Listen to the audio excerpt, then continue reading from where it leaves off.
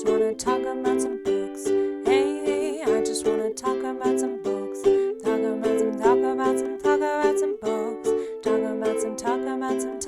some books. Hey, I just wanna talk about some books with you. Hey everybody, I'm Joe. And I'm JoJo, and this is Canonical Nonsense. And we are just two average Joes reading books. And we are continuing with the Dragon Canon and the portrayal of dragons in modern fantasy by literally continuing the book we were just reading. And what is that book, JoJo? Today we are continuing our conversation on the Priory of the Orange Tree by Samantha Shannon. In the last episode, we discussed the first half of the book. If you haven't listened to it, we suggest going back and giving it a listen. We are covering parts 4 through 6 of the book. I tried to write a summary for parts 1 and 3 as like a little primer before this book, and I couldn't do it. It's too much stuff, so you just gotta go back and listen to the podcast. Yeah, this book has a lot in it. That's why we're doing it in 2 parts too. So, disclaimer to the listeners, as always, this is a spoiler-rich podcast. So, bear that warning in mind. That being said, some trigger warnings are number 1, there is a kind of pseudo-incestuous relationship and sexual assault where a character is tricked into having sex through use of illusion. There is the loss of a body part. And there is a gruesome depiction of a broken bone, which is a different scene and character from the person who loses their body part. So bear all of that in mind. This is gonna be a weird podcast. I don't feel like either of us are bringing our A game. Yeah, sorry. I slept in until 11 o'clock today. I think I really needed to sleep. All right. So do you want to just jump into the plot? Sure, yeah, just like I'm gonna give you like the briefest of briefest summaries for everyone who's just a little bit like, I listened to it, it's been a month, so I'm not 100% sure. The book follows 4 main characters, 3 of which, well, 2 of which are cool, 1 of which is fine, and 1 definitely sucks. So Ede's the coolest. She's a mage of the Priory of the Orange Tree, name of the book. He's great. She's got magic. She got powers. She knows how to slay a dragon. She loves her not yet wife. It's great. Loth, who is a noble in Innis, who is just trying his best, you know? He's there. He's present. He loves his female friends and wants to support them in their political ambitions, but he's just not great at things, but he's tried real hard. He's useless. He's a useless character. But you know, he's there sometimes. Ede and Loth are on their way to rescue Sabran because they think that her surrogate mom is trying to like control her and keep her captive. Then there's Tané, who is/was a dragon rider in the East. She doesn't have a dragon anymore. She's been exiled. She spent most of the book kind of doing a training montage, but she's ready to go, I think, for these chapters. Yeah. And then there's Niclays, who's a scholar and sucks. He sucks. He's like the main antagonist to like everybody in the book, and very selfish. Nobody likes him. No one likes him, including us. We also don't like him. Yeah, I liked him even less throughout this book, which I thought, I was like, man, you really could have cut him out. Anyway, on to the plot summary. Joe, take us off. Part 4 starts out with Ede and Loth reaching Ascalon by boat, and they decide to sneak into the castle to save Sabran, who at this point, they think that Ingrain Crest, who was her closest advisor, has taken over operations and basically done a coup. So they're trying to save Sabran from her. Ede currently has a hit out on her because Ingrain Crest knows that she's a threat. They think that Loth is dead. They see the head of Trude, who, if we remember, was that young girl at the beginning of the book who was like, we need to make an alliance with the East because that's the only way to protect us from the Nameless One. And no one believed her. And now she's dead. So sorry about that, Trude. Who did it through violence and manipulation. I mean, she did it in the dumbest way possible. Yeah. Dumb, yeah. But like, you know. Yeah. Did she deserve to die? Yeah, maybe. Well, she got someone killed. Well, 2 people, really. Well, multiple people. Well, it doesn't matter. Everyone in this book has got somebody killed. They decide to sneak into the castle through the privy door with a shipment of wine.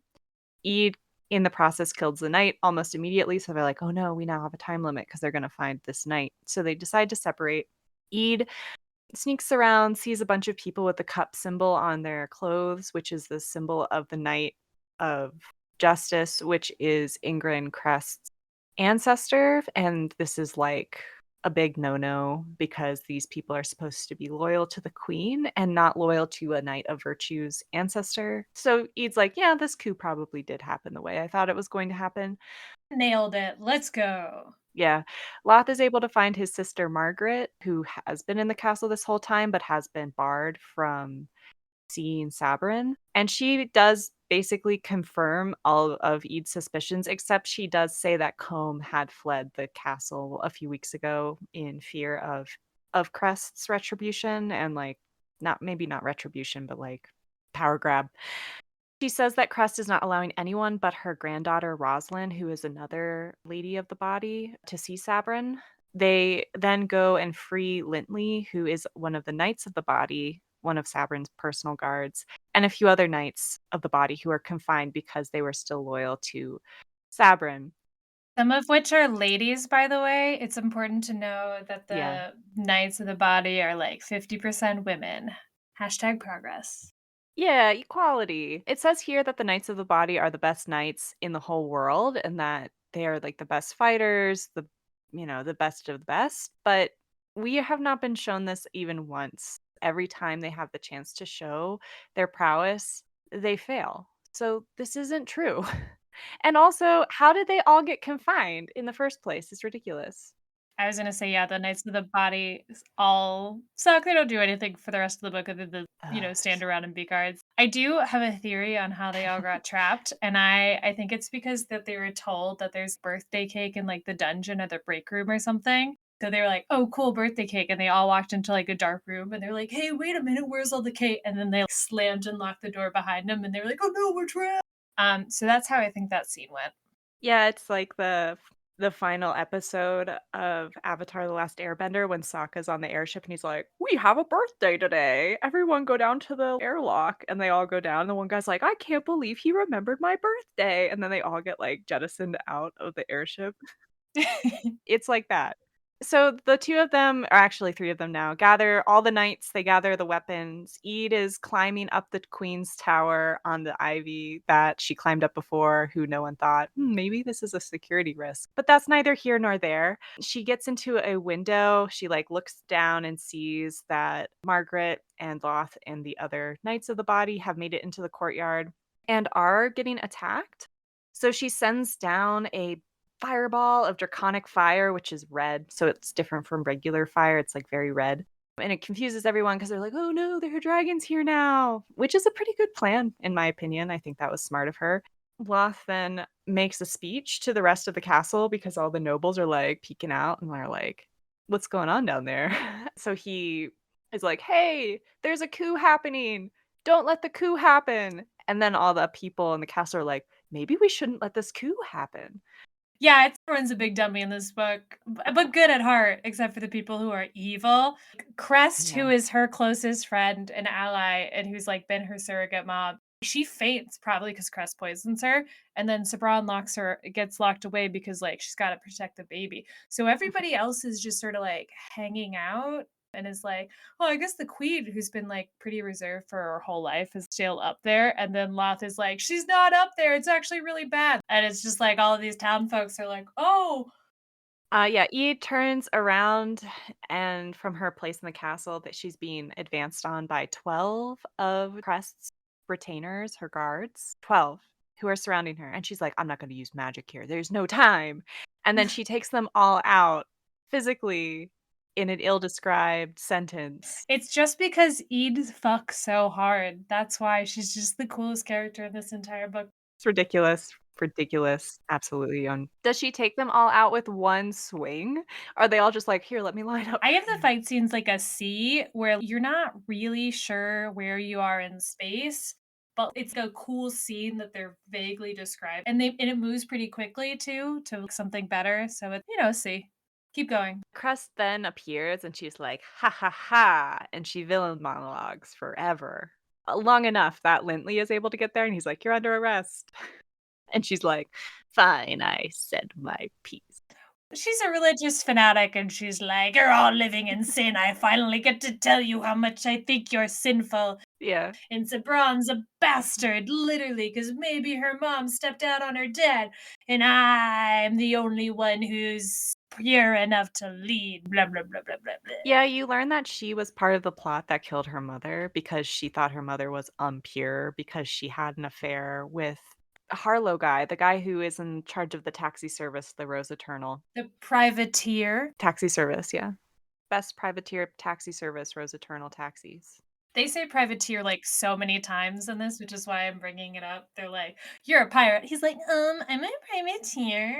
Just like that. He uses that voice. I mean, there is a distinction. I mean, so Ede then runs to Sabrin. Rosalind's like, she locked me out. And she's like, if you're trying to hurt her, Crest, I'll kill you. So we know that Rosalind is actually still really loyal to Sabrin. And this is where we get this like What? awful like description of Rosalind's Crest had broken her fingers. Are you there? I took the headphones off because I didn't want to hear you say it. Oh, yeah, and I'm not gonna describe it, but it was a really nasty description. So if you have like a gross, if you're like, "Ugh, finger stuff just creeps me out," bear this in mind. It's nasty. Or Um, yeah, bones not where they should be. yeah, I can like deal with someone's throat getting slit in a book, and I'm like, yeah, that makes sense. But if someone's fingers get broken, I'm like, absolutely not. No. I can't deal with that. Anyway, so she runs to Sabrin, and Sabrin's like, please help me. I'm so weak. And she hugs her. And they're together again, and it's nice. Lesbians. I don't know where Arlok, the giant weasel, is this whole time. He just is hiding somewhere, I guess. But he did come with them. It says that he came with them over the ocean. He's just, it's a sneak mission. You know, you don't bring your giant horse-sized weasel to your sneak missions.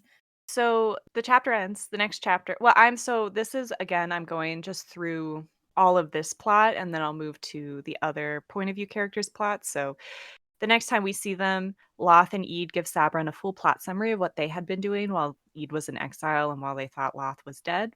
Ede then declares that she will begin looking for the sword, which is that magic sword that the saint used to, or in the real history, Cleolind, the damsel, used to temporarily wound the Nameless One. Sabrin orders Loth to investigate the other high princes to make sure that there are no other plots and to make sure that their loyalties are in the right place. And then Loth goes to question Crest, which he later confirms again that every one of Ede's theories is correct surrounding Crest's takeover because she's admitted to all of it. So we get like this triple confirmation of Ede's theory being correct. To monologue a little bit more. Yeah. It's so annoying. They attend the Feast of the High Winter, which is the first time Sabrin's appearing to the public since her miscarriage. So she's wearing a dress that's obviously showing that she's not still with child. And she announces that her child was lost at the hands of Crest. But then she reassures everyone and they all cheer for her because they're like, Sabrin, Sabrin. To say it was so funny because they just went through a coup and Sabran is like recovering from Crest is poisoning her to keep her weak so that she sign over her queendom to her. So anyway, they stop the coup and everything's great. So Sabran is like, all right, well now that the coup's over, we can't cancel Christmas. So then they like have a whole Christmas party like right after the coup. Yeah, we have a Christmas episode. They're like, well, we know that the devil or the nameless one, which, you know, essentially the same thing, is like coming back any minute now, but like it's Christmas. And they have this Yeah. like huge party scene where everyone's in fancy gowns. And I'm like, this writer loves court. Just Oh, loves the court. Like, there's no reason there's a court scene here other than like, I really want all of the people to tastefully wear fancy dresses and dance 2 inches apart from each other. Yeah, so he then bestows titles on Ede and Lintley, making them royal, which allows Margaret and Lintley to court formally. And Sabrin also is like, I am allowing you to court formally, Lintley and Margaret. So she gives them her blessing. And then she's like, do the candle dance. And she dances for the first time in years. And everyone's like, oh, the queen's dancing again. And then she dances with Ede, which is like, and then later she and Ede have makeup sex. Yeah. They get all hot and horny, dancing, barely touching, and then they go upstairs. You know, this is a real sex. I think this is our first like real sex scene. We've had rape scenes, unfortunately, Yeah. but this is kind of the first time where they've not faded to black, bow chicka bow wow style. You sent me this really funny text when you got to that scene. It was a while ago. We text so much.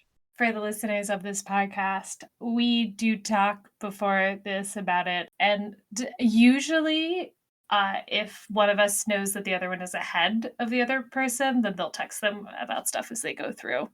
Okay, here we go. I got it. You wrote, "This has to be our first sex scene. Sabrin is saying she can be generous too while she's up to her ears in Eid's thighs. It's wild." And I said, "They had sex before." And then you said, "Sure, but before it was all lacy wafting curtain and vague imagery. Eid licks a nipple in Fantasy Christmas." Yes, during Fantasy Christmas, there's a description of Eid licking a nipple. That's a true thing. So if you're into that, It's a good sex scene. I think that she writes those scenes really well. There is no gross word choice. mhm. She's, like, kind of vague about where their faces are, where their fingers are, but, like, you know where their faces and fingers are at any given time. You just don't need the gross word choice. All of her sex scenes are still a little lacy wafting curtains, but you know what's going on. It's great, they're Yeah, great. but actually, I do have to say it's very funny that Queen Zabran tells Eid that she's not a pillow princess and then goes down on her as a It's great, like, good for you, girl. I mean, great. Alright, the next day, Ede and Margaret leave for Golden Birch, which is Margaret and Loth's family holding, because they think that the sword is there. this is not important. They like fuck and then they go to bed and then they fuck and then they're like laying around and Zabran's like, "Hey, what are you doing after the war?" And then Eid goes to sleep and then wakes up like before Sabran is up and then leaves and then Margaret is like, "Hey, you and Sabran are close. Is there anything there?" And she's like, "No." And I'm like, "Oh my god, this is so messy." It doesn't amount to anything, but in the moment I was like, "Girl." Anyway, Yeah. Yeah. What? Why? Why would you do this? Poor Sabran. I have to say, like, this girl has been through so much. She just wants her girlfriend to, like, tell her that she still wants to be with her after the war is over, and she can't give her that? Like, ugh. Anyway, they get to Golden Birch, and they're given dinner, and Margaret's mother is like, "Anyway, the saint visited our holding after Cleolin's death.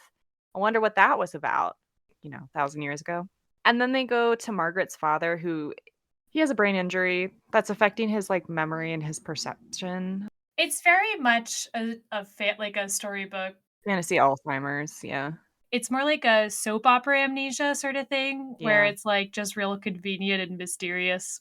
Yeah, and she's, like, worried that he's not even gonna recognize her, and he's like, "Oh, my daughter." He thinks Loth is dead, and he's like, "Oh, my heir is dead. Margaret, you're my heir now, which means I can tell you this riddle concerning where the sword is hidden." Margaret's like, "Oh, it's eating me up that he thinks my brother's dead." And it's like, "Why didn't you just send Loth?" They talk on the way to Golden Birch about how they are gonna have to trick her father into giving her this information because she isn't the heir. If they knew that this was going to be a problem, why didn't they just send Loth? They have multiple conversations about stuff that doesn't happen. I'll get to it when it gets to it, but there's a couple times where they're like, "Here's the thing," and then it's not the thing. Yeah, it's just really like this weird plot contrivance that didn't need to happen and could have easily been like edited because it's not like Margaret does anything in this scene that Loth couldn't have done, and vice versa. Like Loth is questioning the nobles, which really doesn't amount to anything. Like Margaret could have done that. So, what is the point? Oh, I know why the point is. So they could have a scene where she tells her mom she's getting married, and then her mom is like, "Oh my god, I'm gonna plan your wedding," and then she's like, "Mom." That's why. Then just have Margaret be the older sibling and have her be the heir. They talk about it later. It's dumb. Okay, anyway, It is very dumb. he tells her this riddle, and the riddle's not even good. And Ede's like, "Huh, it's gonna take us for fucking ever to figure out this riddle." And then Margaret's like, "No, I know exactly where it is." Immediately, they like walk out of the room, and she's like, "I know where it is." One time, me and Loth were having a beautiful afternoon in the hawthorn tree, and then I fell into a horrible hole, and it was the worst moment of my life, and I felt a sucking darkness. And I think that's where the sword is. And I was like, yeah, that's where the magic sword is. What?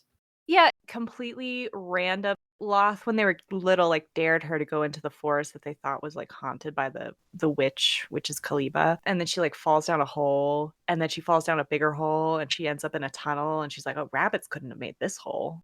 But like they could have really easily made it that like like because her father has been tending to this place his whole life. It's like the duty of their family lineage that they tend to the place where the sword has been hidden. So it would have made more sense if her father had taken her with him and was like, "Wait wait here, I'm gonna come back. And she followed him or something, or she was like, I know it must be in this area because he wouldn't allow Loth and I to go there. Or maybe Loth and her went there because they were like, why does dad not want us to go here? And then found it.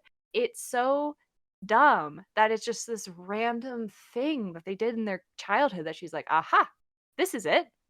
Yeah, the book likes to create a series of fetch quests that you have to fetch the thing to get the thing to get the other thing. And it works if you're not paying attention to it, but it's just contrivance after contrivance after contrivance instead of a much smoother story.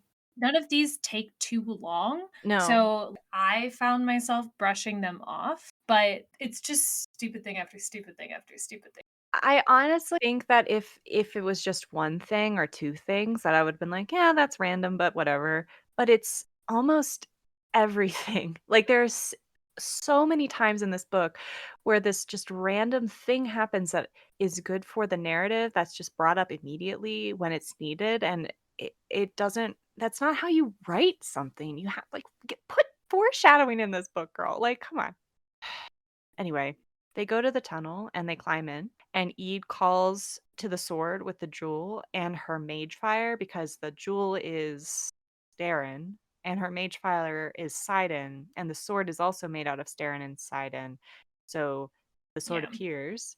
Because this is gonna be confusing to people who listen to the episode. Sidon is fire stuff, comes from the And earth. earth stuff, yeah. The eastern dragons are sky stuff, the western dragons are fire stuff. There you go. That's the magic system. Yeah, and the sword is huge. It's like over 6 feet tall. It's described as being taller than either of them. They leave the tunnel and they strap the sword to a horse, and then Kalyba appears and reveals that she has followed Ede from the Priory, and she was just waiting for her to find the sword. She then puts a knife to Margaret's throat and demands the sword. Ede uses mage fire on her, and it dispels the illusion. She before this was like looked like a redheaded woman, and then it reveals her true face, which looks exactly the same as Sabran's. And they're like, what the fuck? Bum bum bum. Dun da. She then villain monologues forever and tells the most fucked up story about Galleon, who is the saint. Okay, this is where the incest thing comes into play. This is also where the sexual assault comes into play. So she says that she was his adoptive mother, and I'm using the word adoptive loosely because she actually kidnapped him as a baby because she was going to kill him and sacrifice him so she could like bathe in his blood or something. But she was really charmed by him because he was a really cute baby, so she decided to raise him instead. So she basically groomed him for his whole life. It didn't work. He was like, ugh, gross. I don't want to be with you, which, like, good for him. She gives him the sword because she's trying to win his affections. And he's like, okay, cool. And he goes off. And he leaves and he goes questing. And this is when all the stuff with the Nameless One and Cleoland happen. And Cleoland's like, give me the sword and blah, blah. And then after he finishes questing, she disguises herself as Cleoland with her illusion magic and walks out of the forest, and he thinks that she's Cleoland, and she goes back to the castle with him and spends what I think is years together and gets pregnant with his child, which is assault because he doesn't know who she actually is. They create the country together. Like all of the religious stuff that's throughout the book, that's all happening like while this is happening. Yeah, and this whole time he thinks she's Cleoland, but she gets sick in childbirth because, the only way a woman can get sick is in childbirth. She just loses a lot of blood is the impression I got. Yeah, I think she loses a lot of blood and she's weakened enough that she can't maintain the illusion. And then he sees her and knows her true identity and is like, oh no, like it's my mother. And then he leaves, hides the sword at Golden Birch, and then kills himself by hanging himself from the hawthorn tree. So I guess a trigger warning for suicide too. And that's like really fucked up and really sad. And all of them treat it like, well, he was a dick anyway, so fuck that guy. But it's like he was groomed and then like assaulted by his adopted mother for years. Do you want to talk about the author's take on the original myth and why we think it's kind of telling about what's going on here? Yeah, so this is a retelling of St. George and the Dragon, which this author is, I believe she's British, and St. George is the patron saint of England. This is a tale that would have been like beaten into their heads like throughout their whole lives about how great St. George and the Dragon is, and like this story of this dashing knight who saved this woman. The two are pretty close, where St. George goes to slay a dragon. The woman, who's sometimes called Cleolin, sometimes called Sabra, has been sacrificed to the dragon. He slays the dragon, but in certain iterations of the book, or the tale, he is really a dick. Like, he tells the maiden that he won't slay the dragon until she accepts his hand in marriage.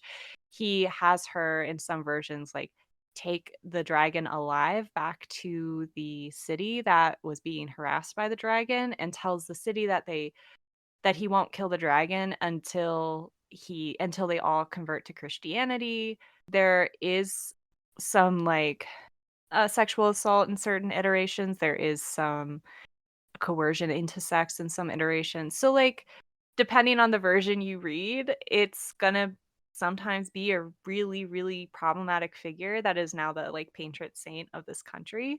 And we can understand why she's like, "I fucking hate this guy. I wanna write a story that's, like, bad to him." But I kind of feel like writing this into the story isn't the way to do it. It's so clear that the author is like, "Fuck this guy in particular." Yeah, but, like, she doesn't have to have him be assaulted. Yeah, well, Like, ugh, God, ugh. Like, why? Why do we always have to have why does the villain always have to be sexually assaulting people? Why? She was bad enough already. Anyway, getting back to it, she then turns into a dragon, and this is when we learn that that white high western with the green eyes who shot that spike at Sabran that caused her miscarriage was actually Kalyba, and she did it intentionally because she wanted to end Sabran's line of succession. She then grabs the horse as a dragon and she eats the horse as a dragon. She just noms down on it. Nom, nom, nom, nom. eats the sword, I guess. Shits it out later. Well, it becomes parts of her body later. It's pretty cool. Well, like, when she turns back into a human, like, is it in her hand or is it in her belly? And I mean, because the Belly. I think she had to poop it out as a dragon. I like that. She's like, "Ugh."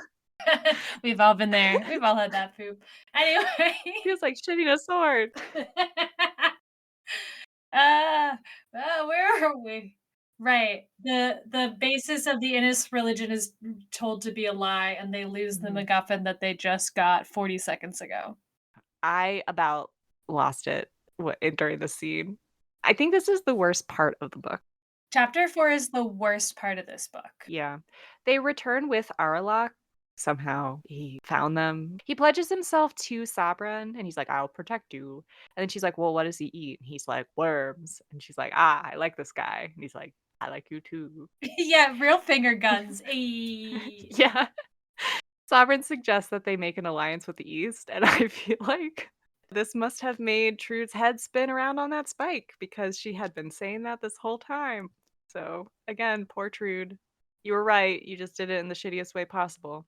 Ede is now absolutely sure that the Eastern dragons are good dragons, even though she was raised in a cult that believes that all dragons are evil her whole life and had said multiple times in the book that the Eastern dragons are also evil multiple times in the book. She just like has this moment where she's like, we should enlist their help because they're good, which is not good writing. She shouldn't have come to that conclusion so quickly, is my point. Everyone needs to be at the exact right mental state at the exact right time for the next plot point to happen. It's contrivances on contrivances. Yeah. It's just building on each other. It's like a snowball at this point. Yeah. Yep. Sabrin asks to speak with Ede and tells her that an alliance will mean that she will probably have to marry again. And then Ede's like, well, your mom is a witch, or your great, so many great grandmothers is a witch. And she looks exactly like you. And she tells her everything. And she's like, okay. Crust is then executed, and she's a real piece of work all the way to the end. And she's like, your mother was a whore. And Sabrin's like, oh, yeah? Well, you're dead. And she's like, fuck you. Ede tells Sabrin that she probably doesn't have magic later because Sabrin's like staring at her hands, which is cute. She's like, maybe I have magic. And Ede's like, honey, no. It's so cute. There's a whole thing where Sabran is cold at times, which is like coldness is associated with Darren, and then sometimes she's hot. And I thought it had to do with her connection to Kalyba, but nope, she's just weird temperature sometimes. Yeah, it would have been so cool. Ugh, I kind of feel like that got written out, you know, like maybe, yeah. A letter then arrives stating that the 1,000 years that the jewels have bound the Nameless One will soon be up. I think it's the third day of spring. sure is. Because they also learn through Kalyba telling them what the true history is, that Sabrin being alive is not the cause of the Nameless Ones continuing to be bound. It's the two jewels and the two people binding the Nameless One after Cleolin wounded him into the abyss with the jewels. Yeah, I don't know if we said this, but one of the things that Kybala monologues is that she's like, yeah, I actually think the Nameless One's gonna win this fight, so I'm throwing in with the dragons. Bye, everybody. Yeah, she's like, I'm going to be his flesh queen, which is a really gross way of saying Yeah, his. why do they say it so many times? Yeah, flesh king, flesh queen, which isn't what it sounds like. It's just like the human queen that's the puppet of the dragon. But it sounds nasty. Sounds real nasty. So anyway, this is coming up because, this was just High Winter festivals. Yeah, Christmas just happened and Easter's right around the corner. Yeah, it'll happen on Easter. But Sovereign agrees to send an embassy to the east with Eid to lead it. Eid then walks out of the room and is immediately hit by a dart from one of the red damsels who are still pursuing her. She kind of forgot that they were pursuing her. It's real funny because Sabrina just like, it's gonna be so hard to be away from you. I can't. And it's like, I love you and I'll find my way back. And it's like, you better. And then Eid's like, anyway, time to go on my journey. Ugh, dart dead. Yeah, she doesn't die though. It's revealed later that the red damsel had watered down the poison in the dart so she would just get sick. Eid recognizes her, and it's Yeah. her pregnant frenemy from the third chapter. Who she saved from that dragon when they were escaping. She gets hit by a dart. She like looks and she's like, "Oh, you've had the baby." Falls over dead. It's a great scene. Yeah, that is actually how that scene goes. And Loth is like, "Well, I'll go in her stead." Ugh. While all of this is going on, we are also following Tané again. She's on the Feather Island where she has been exiled, which is a scholar's island. She's told by Vara who is another scholar on the island, that they believe her dragon is being held by the Tiger's Eye pirate fleet to ensure safe passage, but that she'll probably die because she's being kept out of water. The thing that I don't understand about this is, so they all know this. Wouldn't this rally the other dragon riders so that they would try to capture that ship, like destroy that fleet, so that they would get the dragon back? All of the dragon riders suck. It's like it doesn't even concern them. It's like there's not even a conversation where they're like, maybe we should go, and then they decide not to. Oh, pirates are like in the third chapter. Hey, we got this dragon. If you come too close to it, we're gonna kill it. So, they like the reason I think that they're not doing that. You think there'd be like, Yeah, I mean, like the dragon riders could try a little harder. but also they're like, well, she's gonna die anyway, so we should make sure this fleet is completely obliterated so they can never do this to another dragon again. I don't understand why they like. I thought that they let the dragon get taken to the first one because they show up like in the capital on the beach and grab a dragon. Like Yeah, it's what? so dumb. It's It's all of that makes no sense. And continues to not make sense, really, actually. She then asks if she can read about the celestial jewels and is taken to the repository. And I had a note in my notes when I got to this part. I was like, "Oh, cool! This is where she's going to meet up with her friend from the beginning of the book." Because when she was first chosen to be on the High Sea Guard, one of her friends was rejected and was sent to Island to become a scholar instead. And I was like, "Oh, and they'll work together and it'll be great. And then like this character will make sense. And then she'll find that like her job, because she was really callous about it when her friend gets sent. She's like, well, she didn't study enough. She didn't work hard enough." And then like I was like, oh, and she'll have this like realization where like her friend is really useful. It's just useful in a different way and blah, blah, blah. And then you find out immediately that her friend was just killed during that dragon attack that happened in the last section of the book, which is so lame. Like, why? Why do that at all? It would have been interesting to have Tane interact with someone from the beginning of her story at the end of her stories because like she goes through a lot of shit, but nope. Then cut to Niclays and the pirates. They are making for the mulberry tree. We are retold a bunch of information that we already know because of what Vara tells Tané in that previous chapter. It's namely that they're using the dragon for safe passage, but she's dying because she is in the water, which we don't really need to know because we already know. Chapter 4 is a lot of one character finding out an information and then the other characters getting the information and then maybe like a third character getting that information and passing it through. So it's a little bit like, oh, okay, yeah, I mean, sure. This kind of continues through the end of the book where all the characters are somehow on the same page, even though they are half a world apart from each other, always. I do want to say something, which is I personally don't love it in stories where characters like, we need to do something for this magical thing. And then people are like, "Psh, magic's not real or whatever. And then they spend like half the book like rejecting the call to action or whatever.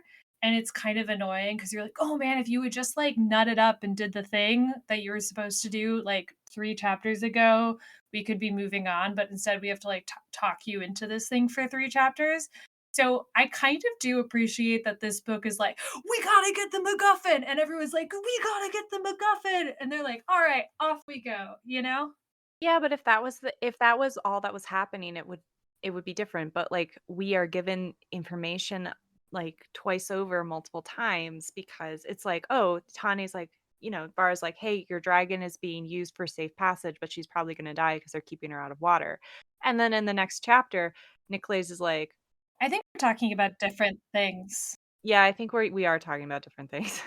I agree that there's too much repetitive exposition, and then also places where characters are not. It seems like there should have been a little bit of exposition there to get on the same page. And like, I kind of like that part of the lack of exposition sometimes is just like, we got to keep moving. And also, when characters are given exposition, they're like, cool, this is a true thing. I'm not going to question it even a little bit. People just sort of move on and move through. So it's different, but I agree with you. Like, I agree with you that it's also really frustrating when characters are like, "No, I can't do the thing."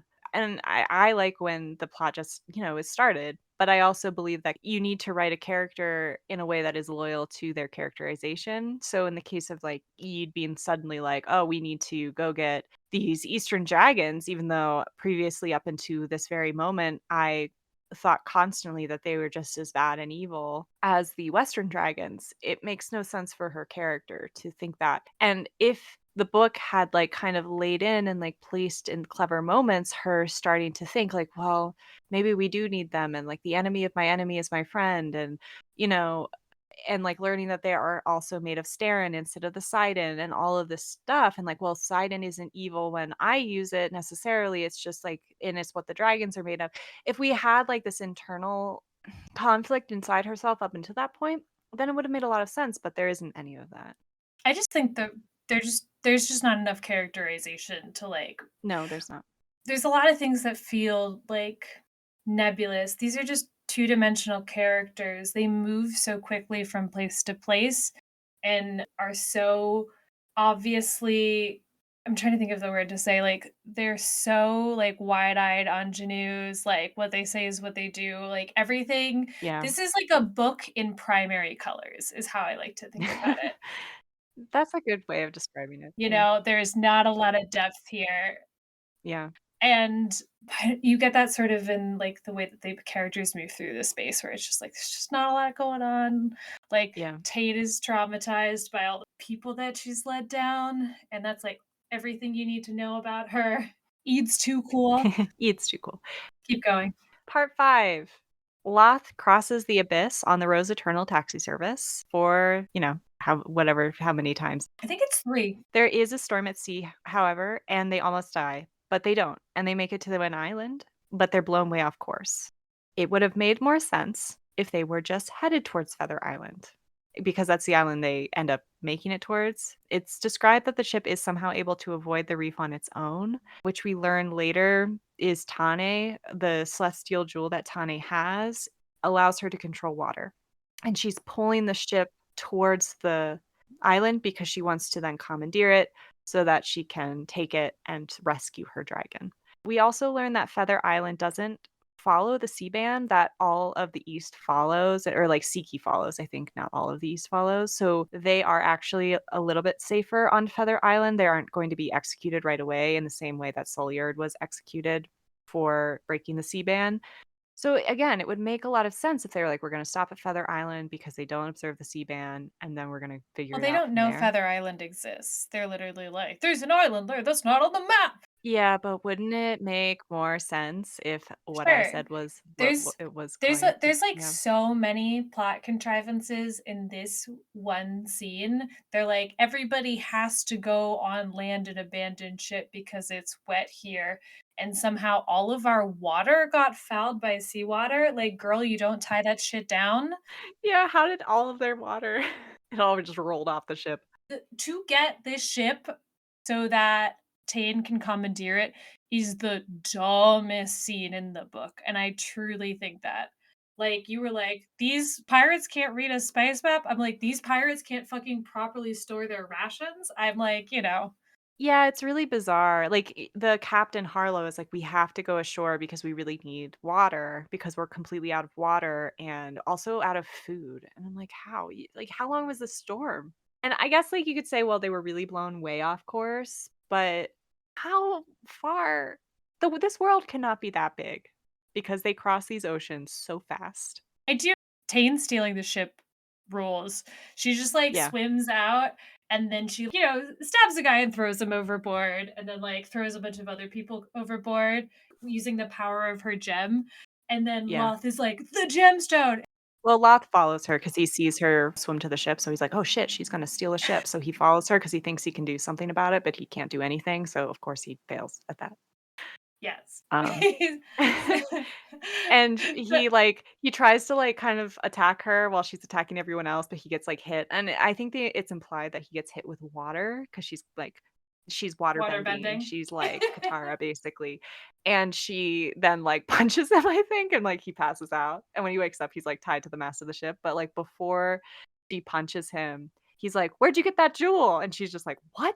How does he know about the jewel?" So she decides to keep him instead of killing him or throwing him overboard. But I have 2 questions about this scene. Number 1, Mhm. why could she not have used the gem when it was sewn into her side? Why can she only use it now that it's not sewn into her side? If it works, it seems like it works through touch. Yeah, she used to think about it. She talks about practicing with it, so I think she just was never like, let me see if I can control water," you know? But wouldn't it have been cooler if her whole life she was like, I kind of think I control water." And she's like, "This can't be right. I must be crazy." How much better would that dumb training montage from the beginning, from the first 2 chapters have been if, like, she's like, "Oh, this is so weird. I, like, feel like I can breathe under the water. I can move faster." You just have a couple of scenes. Oh, that would have been so cool. Or, like, she uses the water to help her get the pearl, or, like, it's when it's raining and she's having that fight, she, like, causes the other person to slip, and then Uh-huh. she's, like, racked with guilt because she's like, "I'm not worthy because I'm using these tricks." And she doesn't know where they're coming from. Yeah. And, yeah, and she doesn't know where they're that would have been so much better. Oh my god, that would have been so cool. Because then it would make sense why she has all that burnout, and she's just like, "I don't deserve this," and, like, why she feels like she doesn't deserve it all the time. Oh, what a missed opportunity. My second question is, she steals the ship to make for Ridu, which is that secret Mhm. island where the mulberry tree is, that Mhm. the pirates just learned about how to get to, but she somehow knows exactly how to get to it and that it exists and that that is where the pirate ship is going. How does she know any of this? So, first off, she's, like, in the library for the East, like, all the stuff's there, and then there's a former dragon rider who's like, "Ah, yeah, I read all of this, and I know exactly where the mulberry tree is," and then tells her. Okay, but how does she know that that is where the pirates are going?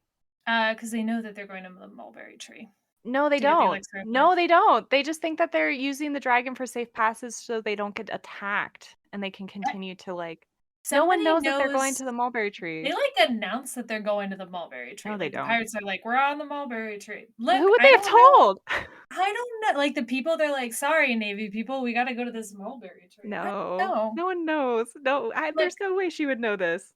Look, I told you, this entire whole sequence is placed off of the most annoying plot contrivances, but it's really fucking Not badass. only does Tané somehow know, when Loth wakes up, he's tied to the mast of the ship with this boy who is Lacustrine, which is another Eastern country, or maybe it's Southern, but his name is Thim.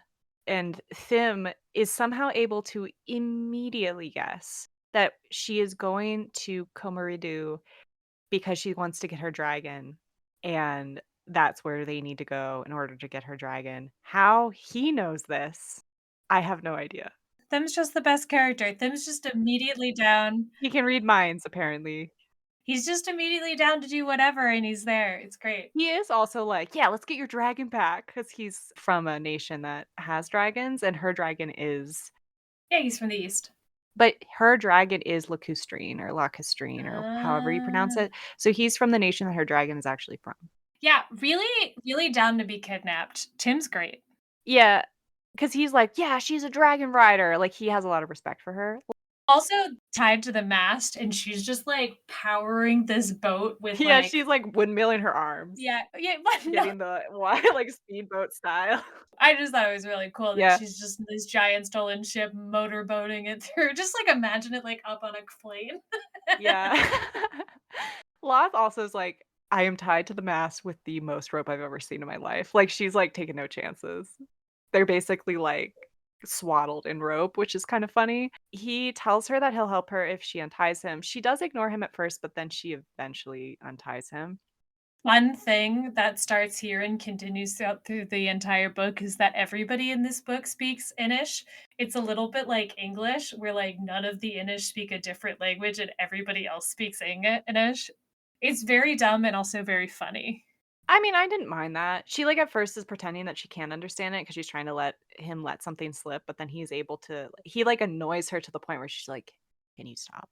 Well, it's also just like none of these people will or have ever interacted with the Innish or will ever enact Yeah, with the Innish because they interact with the Mentish, but that's a different yeah, language. So they're that's just true. like learning it. Everyone's learning it for fun. For fun. Yeah, but, like, he annoys her intentionally to get her to slip, and then she's like, "Can you stop?" And he's like, "Ha! I knew you could speak Finnish." And she's like, "Can someone kill this guy?" Which is very funny. They have, like, good chemistry. Doesn't go anywhere. No, he keeps thinking about the smoky visage of the princess from the earlier book that he Oh, saw for yeah. 2 minutes. Yeah. While this is happening, the pirates reach the island, but the mulberry tree has been cut down, but there are words carved into the trunk. Tané and Loth make it to the pirate ships while they're translating what the trunk says. So they sneak on. Tané kills a guard and then has that moment that protagonists have in books often where she's like, "Oh no, now I've killed someone." But she killed people on the Rose Eternal. It didn't. She, like, stabbed him and threw him She off the stabbed him and threw him off the side of the ship. It's What did she think was gonna happen? Batman rules. Batman has definitely broken some guys' necks and caused internal bleeding, but didn't kill him, so it doesn't count. It's insane that this I It's mean, very dumb. it's Yes. dumb. Yeah, it anyway, they reach her dragon. Her dragon's like she shows her dragon the jewel, and the dragon's like, "I can break through the hall if you get the key, but the key is with the Golden Empress, which is the captain of the fleet. You have to go get the key from her." Guess what, everybody? We have another MacGuffin fetch quest in the middle of our fetch quest. Why she can break through the hull of a ship, but not through these chains is not explained. Fetch And I quest. just wish we had, like, one little bit of information like, "Oh, this kind of metal dragons are impervious to," or something, which would make it make sense. Like, hulls of ships are really strong, even when they're made out of wood. Yeah, you could have come up with a magic solution. Yeah, just give it a magic reason. Yeah. Yeah. While they're talking to her dragon, the pirates translate the inscription, which tells the story of Niporo, who was the first to eat from the mulberry tree. Niporo was the other person who like wielded the jewel that bound the Nameless One, Yeah, just a quick refresher. There's 3 trees for some reason. but 2 jewels. Yeah, 2 jewels, 3 trees. The orange tree, which is still given fruit, the hawthorn tree, which is dead and we already knew about it, and then the mulberry tree, which we just got to.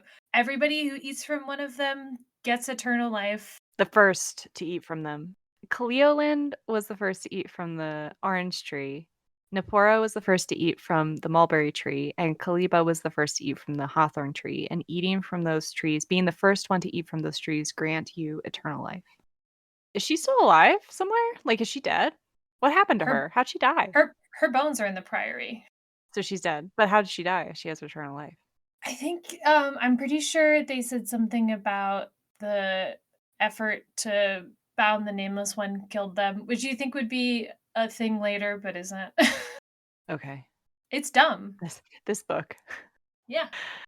So, the story that is inscribed on the trunk of this dead tree is Nipporo's story. So, it tells us this, and it also says that the jewel was passed down to her descendants, and each of her descendants had the jewel sewn into their side since then. The captain is pissed because she can't have eternal life now and turns to Niclays, and Leia, who's been helping Niclays this whole time, is like, "You need to escape," and then they run. And they make it to the beach, but they're stopped by the other pirates because where were they gonna go, really? They're in the middle of nowhere. Tané then appears and threatens the captain. She's like, "Give me the key." They give her the key. There's like some stupidness with the key, which I'm not going to get into, but she gives her the key and they leave. But one of the pirates shoots her as she walks away. And then she clenches her fist and a tidal wave flows over all of them. And then she's gone. And the pirate's pissed. So she cuts off Niclays' hand and then cuts his throat. And he almost dies. And you're like, yes, finally, he's dead. But he's not dead because, of course. Oh, wait, real quick, can we talk about how Loth and the dragon are just like hanging out at the pirate ship? And Loth's like, "Oh, I'm afraid of dragons. I was raised to think they're the worst thing in the world. And there's one next to me, but she seems chill." And it's like, it's got such an awkward vibe. It's like when you go to a party with a friend and they introduce you to a friend and then they walk away and you just have to sort of stand there with a stranger you don't know. That was the vibe in this pirate ship between Loth and this dragon. And I just really appreciated that. But it's even worse than that because it's like they introduce you to someone you don't know and you're like, that's someone who I hated in middle school and now you have to be nice to them." Well, it's not even that. It's sort of like, what if your friend introduced you to someone you don't know and it's a literal demon from hell? And then they're like, "Oh, anyway, I'm going to go get dip," and then wander off. And you're like, "Oh, hi, Yeah. monster who's bent on our destruction. What's up?" Yeah. Well, anyway, they free her. She does break through the hull of the ship. They then fly away. This scene is actually really cool. They like swim out from the hole that they punch in and then they like fly over.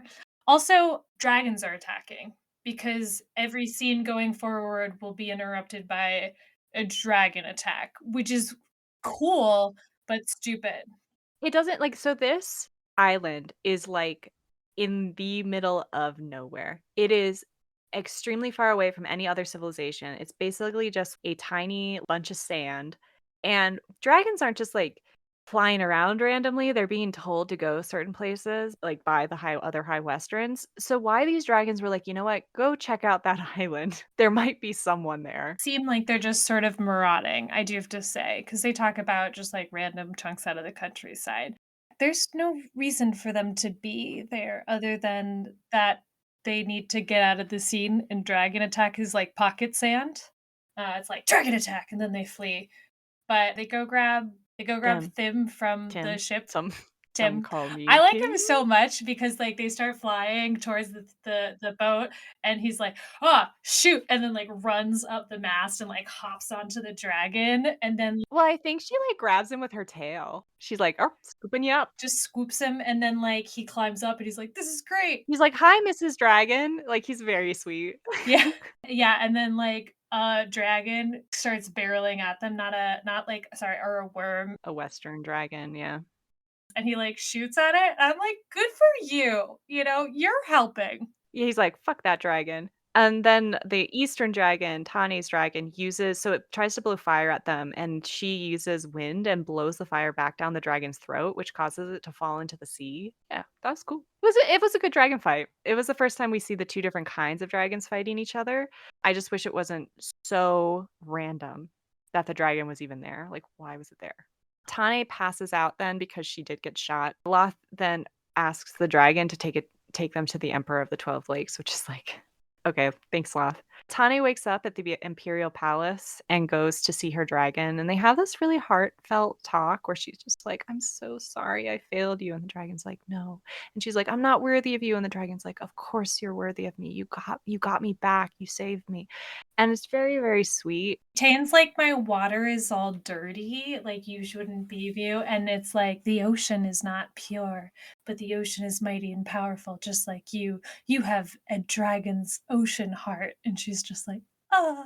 And she's like, "Who are you to judge what water is dirty? I'm a dragon. I know all water. I'm the only one." And it's like I really liked this scene. It was sweet. Nyamatham is Just like a really good dragon. Yeah, she's like very ancient and wise. Ancient and wise, but also weary.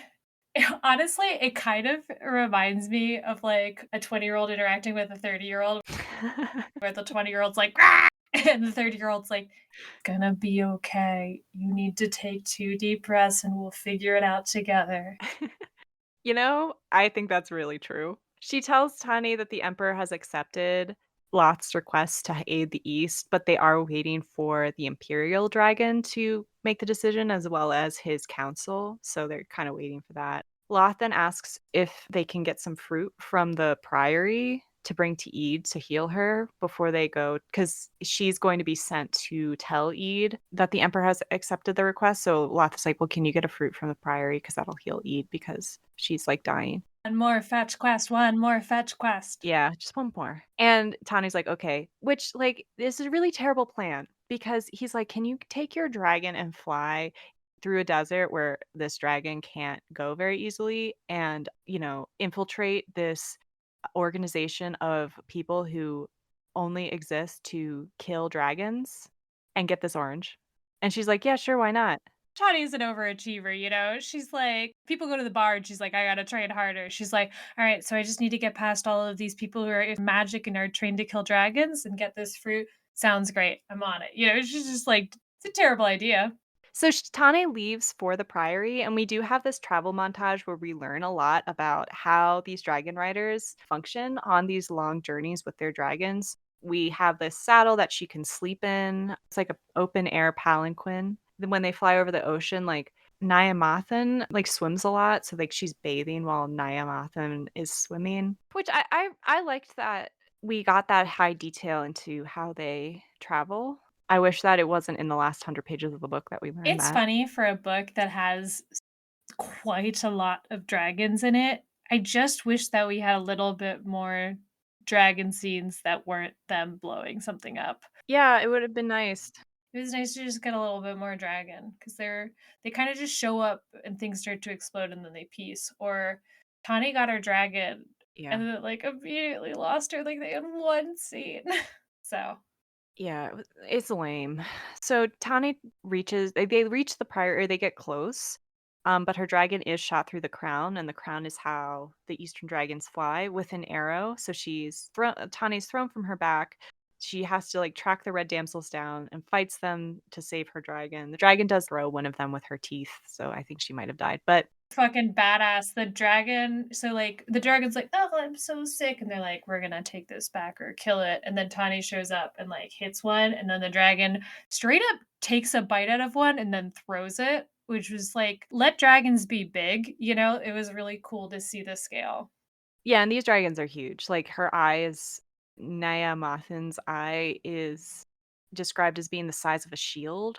So she's huge. She's able to take 3 people on her back and transport them. Not a thing I'm still mad about from Aragon. I bet she could take more people too. I don't know. She's able to talk to her dragon, and the dragon's like, I can't fly. I have to go to the ocean. So she is able to follow a river to the ocean. She's like, I'm going to heal in the ocean. You go get the fruit. I'll meet up with you later. And Tani's like, okay. So she follows the women, but she does pass out when a woman in white sees her. Like smoke bomber is what I got. Do they smoke bomb her or do they candle her? Because remember Tani's like can candle people. Candling is like when it's like you heat up the air inside their lungs and it smokes them out and then they pass out or something. Oh, that must have been what it was because she's like, "Oh, I smell smoke down." Just Yeah, I unconscious. think that's what it was. Which that's insane in their lungs. Jesus. I don't know if Ede is able to do it and it's like she lights a fire. It must be that she's lighting like a low burning fire in their lungs that burns up all that oxygen so that they pass out or something. I don't know. Just give them very minor carbon monoxide poisoning. Yeah, I mean it's magic, whatever. I like that it's called candling. That's what it's called when you're firing ceramic work and you have to keep it below boiling temperature to get all the water out that's left inside the work. Little ceramics fact. Anyway, Tane wakes up in an interrogation room and is told that she will be executed. She's also told that the jewel has been taken from her. She asks for Chaucer and he does appear. She tells him what he's doing and he tells her that the prioress has the jewel and creates a diversion to help her escape. She goes to the tree just as a bunch of dragons appear. Western dragons, not Eastern dragons. The tree does give her the fruit, and Kalyba then appears. So we learn that, Kalyba has brought these dragons, or maybe they're illusions, but Kalyba's still there. She does recognize Tané. She's like, Naporo, what are you doing here? And Tané is like, huh? What? Who? The prioress also appears, and she fights Kalyba, but Kalyba is able to kill the prioress, and Tané is able to grab the jewel from the prioress. Kalyba then advances on Tané, but an arrow hits her in the shoulder, and Tané is able to escape by jumping into the river. Later, Chaucer's giant bird taxi service comes and takes her to Innis. She reaches Escalon, and she asks to see Ede. And that's the end of part 5. So we're in part 6. Is there anything you want to say about that before we continue? That was a very Tané/Loth centric episode. And I think there's a lot of really stupid stuff in this chapter. I did think it was kind of fun because it bopped around a lot. You're like, well, that's stupid. Anyway, we're over here now. I liked it. We got to see some more dragon. Loth got the most characterization, with then Tané really got a chance to like flex because she spent so much of this book just either like training or then like getting the shit kicked out of her and like not really having a lot of personality. So it's really cool to see her finally manage to be a main character and do something. It was great. This section was definitely an improvement on section 4, and I do really like how much Tané shined in this episode, in this section, and it made me really like her character. Okay, anyway, part 6. Ede wakes up. There's like a bite out of or a slice out of the orange, and she looks over, she sees the orange, she's like, oh, okay. She bathes with Sabrin in attendance. Sabrin, for some reason, has a fever. I thought this was gonna go somewhere, but it doesn't. Like, I thought it was gonna be like Sabrin ate the fruit or her powers were awakening or something. No. Wonder if they just want to like have a chronically ill character as just like representation, and they just like never really harp on it. I thought because Sabran is connected to Kalyba in like such a real, like they're like literally twins of each other. I thought maybe Sabran being hot after being cold was going to be Kalyba eating from the tree and then having Sidon or something. Like it was like a reflection of that, and like maybe that just all got edited out of the book or whatever. But no, she just has a fever. I think it's just so that Ede and Sabrin can't have sex until the climax. That's what I think it is. Because why wouldn't they have like reunite sex now if she wasn't sick? And I think the author wanted to save that until the climax, which is dumb. Meanwhile, Niclays is in a cage at the Dreadmount. He's alive. Kalyba appears and tells him that she has a quest for him, and if he does it, she will share the secrets of eternal life and resurrection with him. Kalyba basically shows up, and like all Niclays cares about for this entire dumb book is his dead boyfriend, which like, I get it, love your life, spent 30 years together, but he's just like so mad at him because he died before they could run off together. And then Kalyba's like, hey man, I can resurrect like things from ash. I can bring your dead boyfriend back. This dude is only interested in one thing, and she's like, I can do it. So it's like kind of a big thing. Which, how did she know? How did she know that that's She's what he wanted? magic. She does have like mind powers. Can she read people's minds? Like, let's not dwell on why these things happen. The only foreshadowing in the book happens here, though, where there's like this giant mural of the Nameless One fighting Cleolind in the Dreadmount, and he starts counting the scales, and you don't know why he's counting the scales. That's the only bit of foreshadowing in this whole book. Oh, yeah. Sabrin then meets with the southern rulers to discuss strategy. One talks to Ede about becoming the next prioress because the prioress is dead. Ede announces to her people that the Draconic army has returned, and while this is happening, the Eastern Fleet is sailing for the Abyss, where they plan to meet with the Western and Southern army. They're like surrounded by dragons. It's like described that the dragons are like swimming all around them. It's kind of cool. Ede and Tané strategize as well. Tané will try to wield the sword, and they decide they actually are like kind of cute together. They're like, we're both big, tough, badass ladies. And then they like do the muscular handshake, or they're like, yeah. And then they're like, go on their separate way. Yeah. They say they're going to practice together. They don't show you that scene at all, which I guess maybe would have been cool. I didn't need it. It would have been really, really cool if this happened like halfway through the book, but we are in like the last 50 pages of the book at this point, so we really didn't need a training montage. Yeah, the book is going. Yeah, I wish I would have seen a little more Eden Tane, but it's whatever. Yeah, I would have liked that too. They decide that they'll fight Kalyba together and try to force her to change shape as much as possible because it uses energy. Ede tells Tané to eat some of the fruit too. She does do that. Then they all depart for the abyss. Ede and Sabran share their last night together. This is the climactic sex scene that I mentioned earlier. They fuck nasty. The next morning, Sabran is called to meet with Niclays, who they found in a rowboat on the water, and he's asked to speak with her. We get to this next scene, which is in his perspective, and it's this very strange scene. So he has this huge internal monologue that tells us that he was sent to kill Ede with a Starin knife that Kalyba gave him, and he's like just monologuing and monologuing internally about It's how a he, little stylized. Sorry. I was going to yeah, say it's a little stylized because he is like maybe about to die from his lack of arm and throat wound. So he's like kind of dying and he's in pain. it's been sewn back together, but it's probably infected. Like, they comment on, like, they can smell the wound, which is gross. Yeah. It's really stylized. I don't really know if it works, but it It is doesn't. stylized. I will answer that. It doesn't work. Yeah.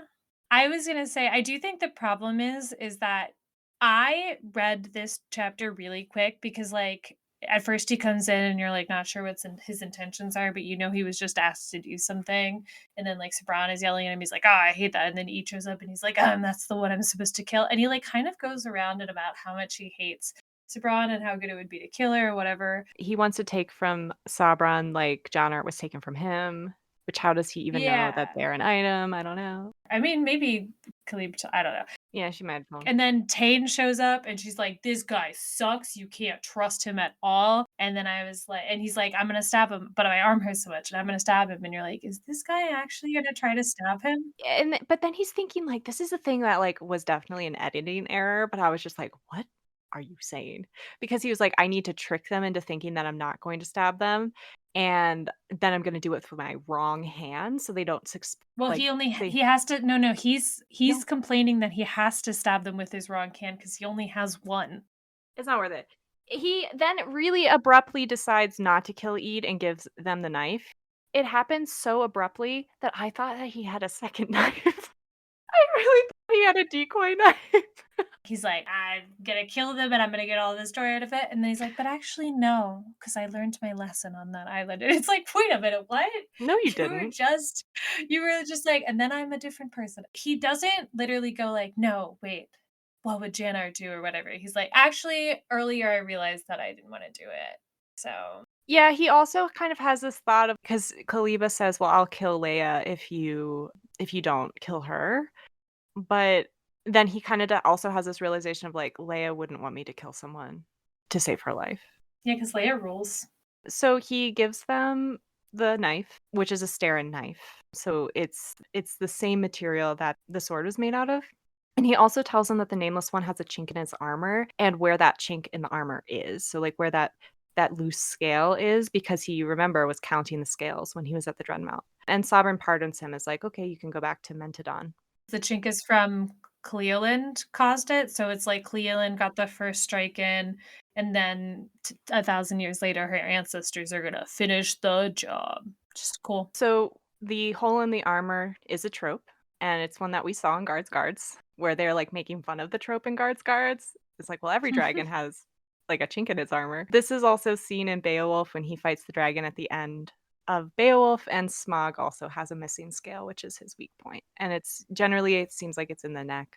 Not to quote the classics at you, but Achilles' heel is kind of an idea going back for a while. Oh, I mean, yeah, it's his Achilles heel, but specifically, okay, we're talking specifically with dragons having like a hole in their armor, Oh yeah, yeah, yeah, right? because they're impenetrable tanks except for this one neat trick. Yeah, and like, in How to Train Your Dragon, it's not a chink in the armor, it's plugging up the fire hole. So, Yeah.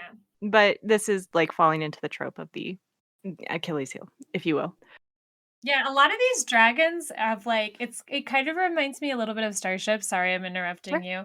about, you know, how like starships have like you have to be careful of the one thing that'll blow them up. It's just like, you know, Yeah, like the Death Star. They're Death Stars. yep, dragons are all Death Stars. I think that this plan of Kalyba's where she sent Niclays to kill Eid with the Saren blade is the dumbest plan possible because even if Niclays had been successful and killed Eid, he would have never made it back to his ship. In my like how would he have made it off that ship and how would he have ever made it back to the island? So he was basically delivering the enemy a knife that had the capability of killing her where they knew that she really couldn't be wounded very easily with a knife that wasn't Staren. She's giving them the means of her own destruction. Either way, even if Eda is killed, like they're still gonna have this knife. So why would she ever do that? It's so stupid. Yeah. It's a dumb. Okay, I didn't know if you No, thought. it's just stupid. It's just stupid. They all meet up at the abyss. Fyradel, who's that High Western, appears first and the battle begins. Tané fights with her sword and with the jewel. She tries to engulf Fyradel, but he takes off and he's like blowing up the ships. Kalyba then appears as a dragon and then she lands on the ship and she appears as a human with Ascalon and engages Tané.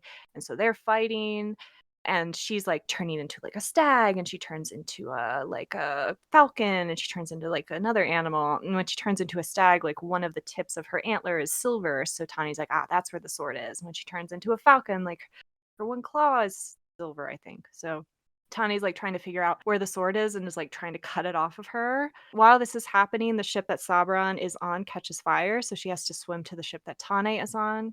Kalyba then sees Sabran, disengages her so that she can villain monologue her plan to Sabran.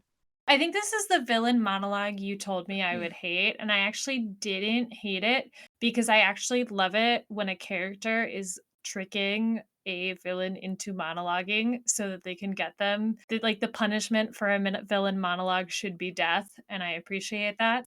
Well, that is always what the punishment for a villain monologue is. So what she's saying to Sabran is like, I'm gonna kill you, and then I'm gonna replace you and pretend to be you, and then pledge myself as the Flesh Queen to the Nameless One. Yeah, Sabron's like, "Hey, mom, wanna hang out? I don't have a mom anymore." And so, like, she's like, "No, I'm gonna kill you and pretend to be you." Yeah, and I'm gonna rule forever in your stead, is what she says, As the Flesh Queen, which we already said was gross. which is gross. But no, it's like such an annoying monologue. She disengages this woman who's actively fighting her and is like, I'm gonna talk to my great great great great great great great. I'm sorry. This is the most in character anyone has been. Kalyba only monologues. Like that's 95%. Every scene she's in, she has like a full 2 to 3 paragraphs of just pure exposition. While she is villain monologuing at Sabran, Eid sneaks up and stabs her with the Staren knife, and she dies. It's cool. Like stabs her through the heart. The Nameless One then rises. Tané takes the magic sword from her, and her one friend who's still a dragon, because we don't know where her dragon is right now. Her friend Yeah, who the had friend from well, not friend, the person I think from the training montage who like called her a virgin and then went out to the bar to fuck while still also becoming a dragon rider, she shows up and she's like, hop on. So Tani's like, I've been exiled. Like, you can't associate with me. And she's like, no, it looks like you got the MacGuffin. Let's go. And they head off to fight the Nameless One. Yeah, just some information on how the dragons are fighting each other because there are like a ton of the worms flying around. So there's Fyradel, and then there are like 1,000 worms, and then there's the Nameless One. So the Eastern dragons, their tactic of fighting, like the way their strategy is they are swimming in the water and then they jump out of the water and like grab the dragon and pull them under with them. And they have this like lightning ability. So when they grab the dragon, they like electrocute them, which is pretty cool. So they're not just like flying around and having these dogfights in the air. They're sneak attacking them from below. And it's pretty cool. They can create water too, so they're like dousing the fire. And Yeah. the dragons, the Western dragons, the worms are described as definitely like it seems like an murmuration, which Hmm. is really cool, just surrounding the Nameless One. It is kind of like a confusing fight though, where it's just a bunch of dragon here, dragon there, and dragon there. But you know, It's not really well described, this fight. I wish it was described a little bit better. The Nameless One is also just like a big dragon with red scales and black eyes. I wanted him to look cooler. I wanted him to be huge. I wanted him to be like the sea dragon and How to Train Your Dragon. oh, I imagined him to be like Godzilla-sized, like, coming out of the ocean, like, "Rah," kaiju style. I don't think he's any bigger than the Imperial dragon, like the Eastern dragon. It seems like they're around the same size. I mean, Netanyahu, like, wraps herself around his neck, and she's, like, boat-sized, so Yeah, but the Imperial dragon, the leader of all the Eastern dragons, I think he's around the same size as that dragon. well, they don't tell you, so it's sort of, like, up to your imagination how big these dragons are, Well, you I know? think I think they do say that the Imperial dragon is around the same size, but whatever. Tané is able to engage the Nameless One once or twice, and while this is happening, the Imperial dragon is able to wound him a little bit. Tané is then thrown from her friend's dragon's back and drops the sword. It does land on one of the ships.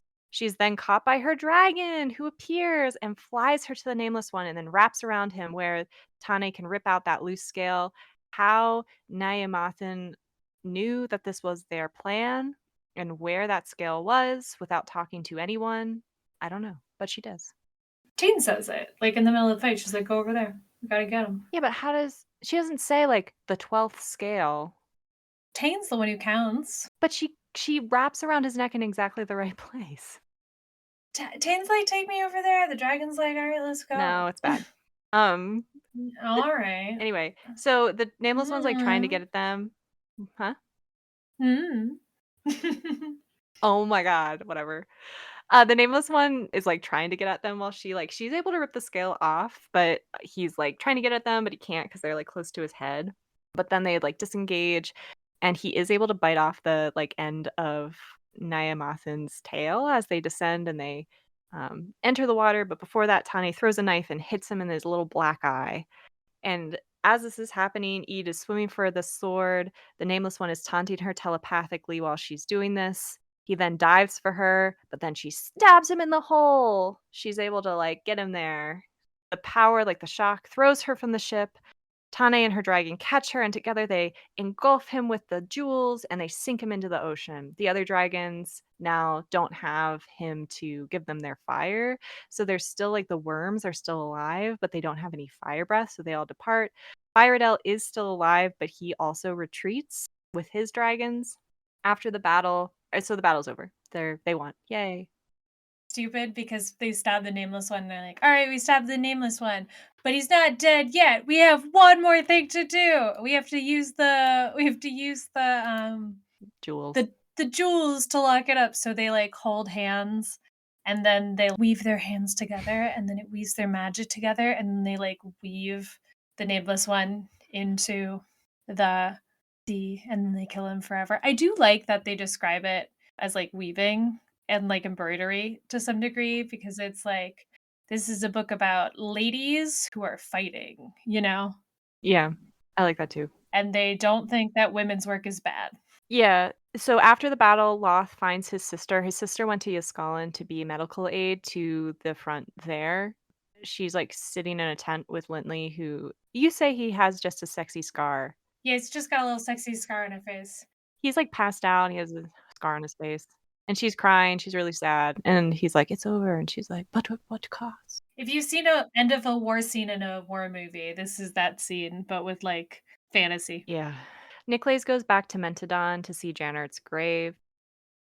Janart's widow is there and is like, "Hey, your family. I knew that you who are the love of his life. Of course you were. You're my family. I'm gonna have you meet all my friends. Come stay with me forever. You're my family now too. Blah blah blah." And it's like, The scene was so hard to read because I hate Niclays so much, yeah, and he is yeah. just it's so much longer than all the other ones, and it's like, It is. It's weirdly long. I don't think Niclays needs to be in this book, and I don't need to be see him like, everybody kind of gets everything they want sort of in these scenes, like, you're about to there's, like, 5 scenes of, like, wrapping it up, and it's like, "Oh my god, just wrap it up. We don't actually care." Yeah, 5 endings. Yeah, Loth and Margaret talk about switching places as heirs, which is also unnecessary. Then we cut to Ede and Sabran. So Ede says that she's going to accept the role of prioress because she wants to get the priory back on track. Sabran tells Ede that she's going to abdicate her throne in 10 years, and then she shall invent democracy. Da-da. Look, the implication is that she's inventing democracy, but what she just says is like, I don't think we should do an air-based system. There's so much in this book about her feeling like a womb and her being like, we should stop that. There should be a way for society to enhance without people needing to procreate. Yeah, I mean, it's it's just such a trope, like, the good ruler at the end of the fantasy book is like, "Maybe we shouldn't have a monarchy anymore. Maybe it should be some other system of government." It's Yeah. always like that, and it's like, "Oh my god." They decide that they're going to meet on the beaches of Perchling in 10 years, and if they still have feelings for each other in 10 years, then they'll show up there and they'll be together forever. Tané is reinstated in the High Sea Guard. She plans to hunt down the pirates once she's fully healed, and her dragon takes her to Komaridu, where she can kind of commune with her ancestor. She walks the island and finds the statue of Naporo and thanks it. She falls asleep next to a tree then, and the next morning she's bleeding from her side, and there's a butterfly in her hand, and it's Well, there's a scene earlier where they talk about how I think they're implying that Napora may have turned into a butterfly and that butterfly saved Tane from her village burning down, and that's the reason that she's still alive. And then she wakes up with the blood in her side, which may have been the gem again. And there's a butterfly. but she doesn't wake up. Yeah, so the blood is coming from the wound in her side where the gem was sewn in, but it's she doesn't wake up with the blood in her side. It just says the next morning she's bleeding, like she's in a pool, like there's blood pooling from her side, and there's a butterfly in her I hand. assumed she woke up, but yeah, it's okay, it's just the weirdest fucking scene, and it's like, I think they're setting up the next season, but there is no next season, so I don't understand why any of these scenes are where they're like, "Anyway, here's what I'm doing in the next 10 years, here's what I'm doing," and then she's like, "I'm going to go hunt down pirates and then also pass out on this island with a butterfly," maybe. It's weird. It's weird. And then Eid is on the Rose Eternal Taxi Service again, going back down to where the Priory is. She asks the captain if he is in fact Sabrin's father. He gives her this really vague answer about legends. And that's how the book ends. It is a really dumb ending. It could have ended with just Eid and Sabrin talking about their plans. Loth and Margaret thing is kind of cute because they're both, like I said, big primary colors for them. And then Loth is like, "Oh, it sucks because I have to go work on this estate, and but I love hanging out in court with my best friend Sab." Yeah, but I'm gonna make the argument again that they just should have been in their reverse positions this Well, whole no, book. they're like the whole point of the scene is like Loth is like, "I should be here, but I'm forced to be here," and then Margaret's like, "Oh, it's so weird because I have to be there, but I want to be here," and then it's like, "What if we just switch places?" And like that's the tone you should take it. It's like so stupid, but it's just like that's why it exists. That's why they're there to be like, maybe we should do things a little differently. Wouldn't it be crazy if women could inherit? Which they can, so I don't know why they're like making this in this book. It's just literally it's like women can inherit, but the second hair, like it's like, you know, it's stupid. Let's go through our final thoughts. I personally thought this book was a mess. You did tell me at one point to think of it like a CW show. That did help, but I think this book takes itself too seriously for that to really work. I mean, CW shows take themselves very seriously. Yeah, but not always. Like, they have, like, weird musical episodes and things. I feel like what I'm about to say is not really accurate. So, like, Gideon the Ninth is kind of like a CW show a little bit. It is better than a CW show, but it's not taking itself super, super seriously all the time. So it has these moments of silly, and, like, in that way, it has the same vibe as a CW show because it's a space opera, that's what it is. But this book is, like, as serious as a heart attack every single moment of this whole book. Yeah, I think it's just simple, and because the tropes that it's pulling on are very sort of serious, it comes off more serious. I didn't take it as a very serious book, but I didn't take the book very seriously, so like it doesn't really have much to say about anything. Yeah, I also didn't understand, like, the final battle, I was like, "Why isn't the Nameless One just flying away? Like, why is he just hovering over these ships and waiting for them to kill him? He could have just flown away." Like emerging from the sea and they like get him.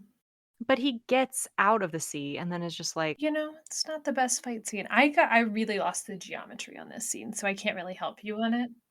yeah, I was, like, really confused by it because I was like, he could have just flown onto land where the sea dragons, where the eastern dragons would have been at a disadvantage because the ships wouldn't have been able to keep up with him. I mean, they do get him pretty quick after he gets like he basically exits the sea and they're like on him. So it's possible, and they're like not near land, they're in the middle of the abyss. So Yeah, but like I wanted him to be like extremely powerful. Like the dragon at the end of How to Train Your Dragon like blows a kiss and it explodes with the entire fleet, which I know is like hyperbole, but it was cool. And I wanted him to be cool like that. Like he blows like a little fire blast and it in like completely incinerates like 30 dragons, some of which are his own because he's just so big and powerful that he can't even control his power. yeah, he was just a little sleepy and then he was dead.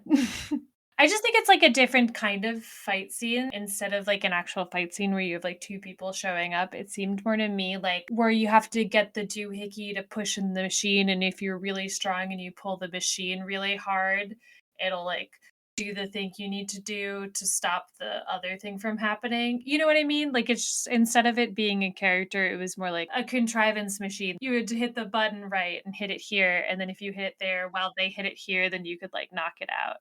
Yeah, but the other thing that didn't make sense is like, okay, so Kalyba is on the side of the Nameless One. Why did she even bring the sword to the battle with her?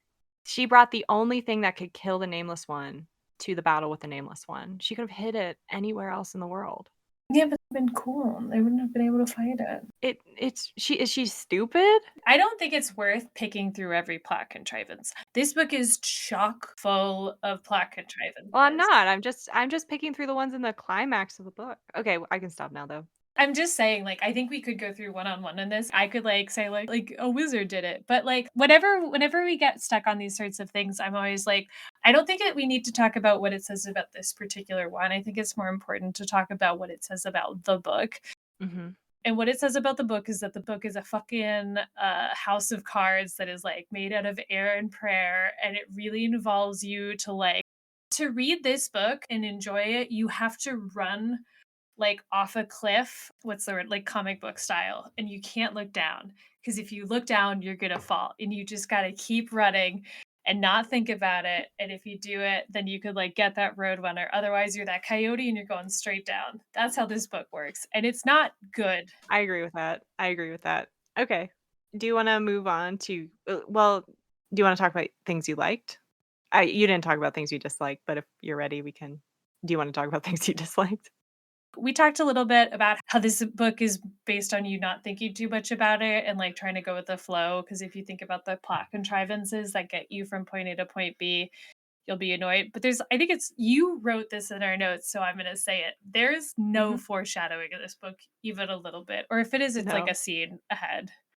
Yeah. And like, you can have plot contrivances and still have foreshadowing. Like, these are two different problems. I think sometimes plot contrivances feel less contrivancy when the foreshadowing is good. Because then you're like, "Oh, that thing was brought up earlier." And then it feels less like a plot contrivance. Mhm. I think what you're saying is true as well. But I think like when you can have one and it's annoying and you can have the other and it's annoying, but when you have both, it's like, "Oh man, Yeah. please save me from this." I mean, this book really feels like it was written page by page and then like never really Yeah. looked back. Or maybe they did like shuffle things around. Like we talked about like Sabron's weird temperatures feel like a thing that got written out. Yeah. The book would have been 900 pages if they had added that in, if they had like brought that to fruition. But this is like a weird complaint. And I feel weird saying it, but it feels like none of the men in the book had any agency either. Mm. Like usually we're like, the women in this book have no agency. Loth really had no agency. Kit died immediately. Llewellyn died immediately. Harlow was just a taxi service. Chaucer just sent his bird everywhere. I guess he had a little bit of agency. But he exists to further the goals of women. Yeah, the Eastern Emperor was a man, but he was like he admits like I can't really make any full decisions myself. It's my council and my dragon that really make the decision. So he doesn't really have a lot of agency either. Which is interesting. Like you don't see that very often in a book where like none of the men have agency, but the women have a lot of agency. Look, this book I feel like does not like men, No, I don't think so either. but it doesn't hate them.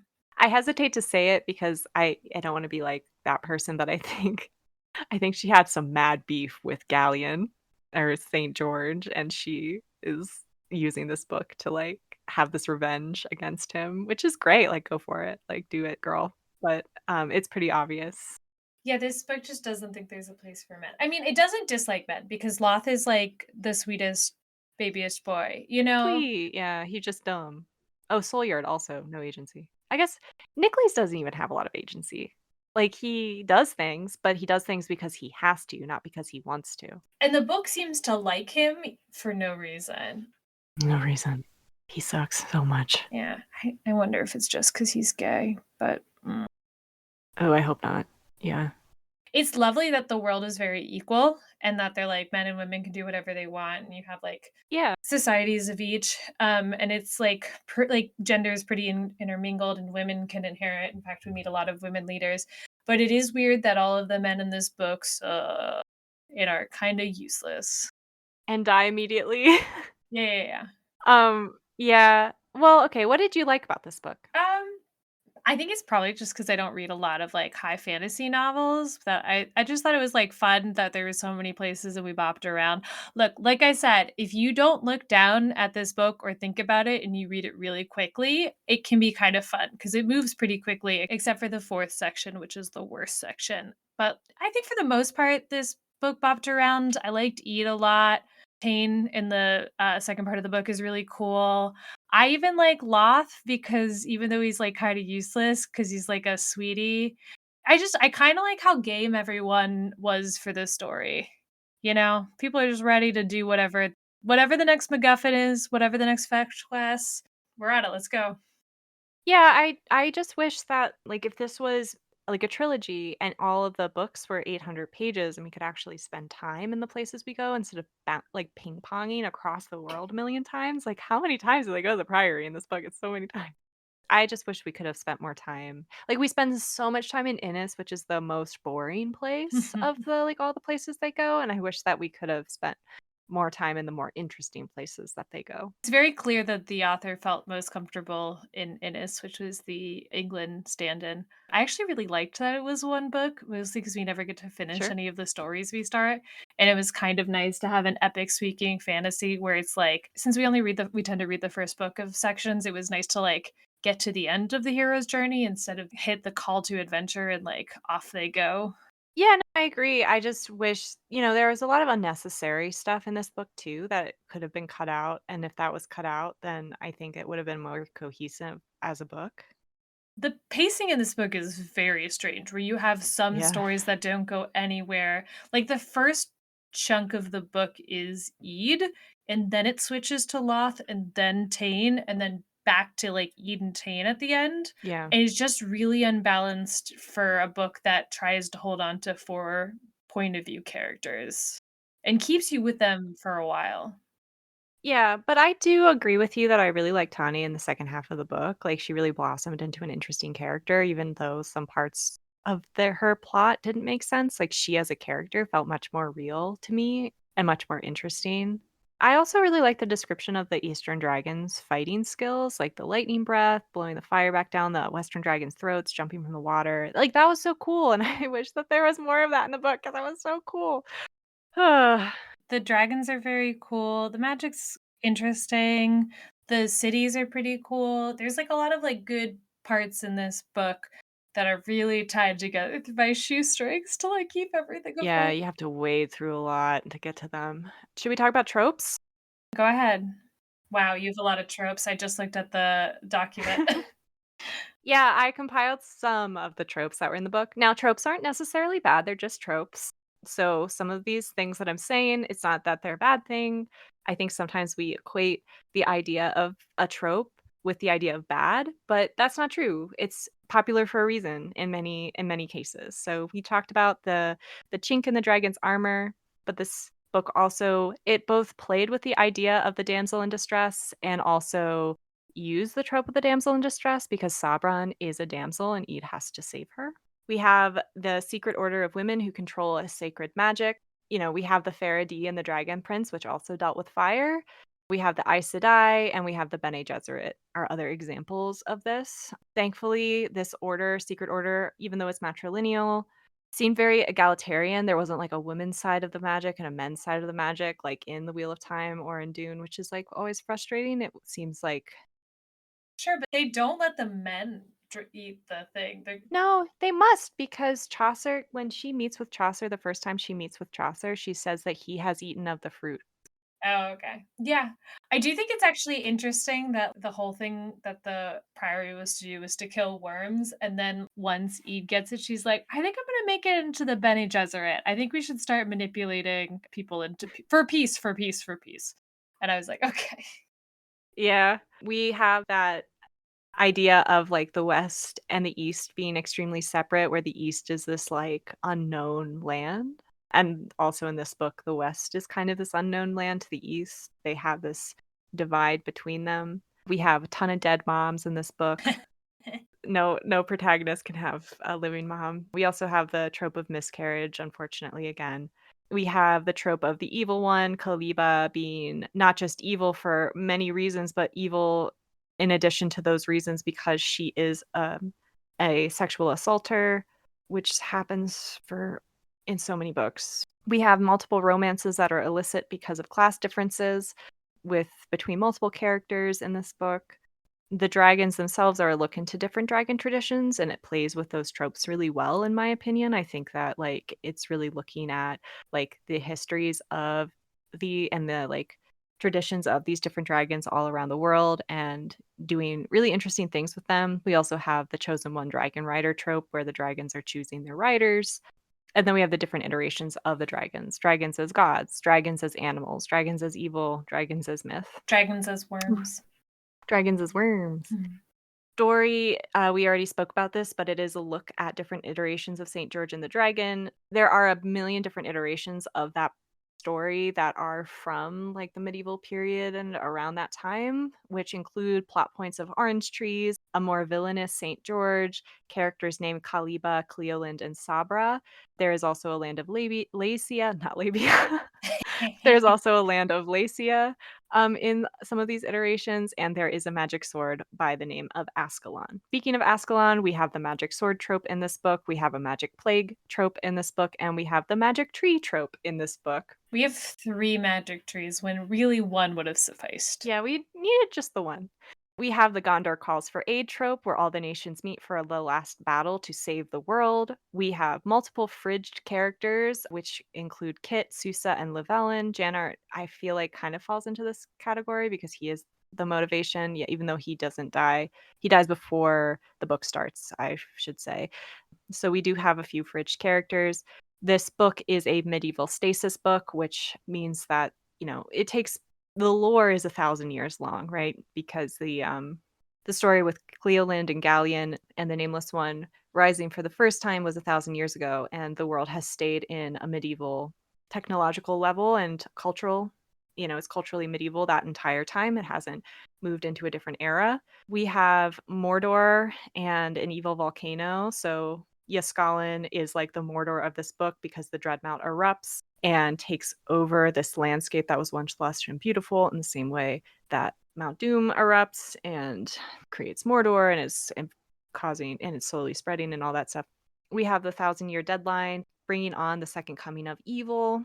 We have the celestial objects that influence the magic system with the long-haired star that is what rained down like the dragons first. So we see the celestial objects in Pern with the red star. I know it's very different in Pern, but it's still like a catalyst for the the plot. We also see celestial objects in Avatar: The Last Airbender with Sozin's Comet, and we see celestial objects in The Witcher and the Dark Crystal. I think they're called the same thing in both of those, where it's like the Great Conjunction or the conjunction of the spheres, creating this like magical alignment in those two pieces of media. So we have this idea of cosmic balance too.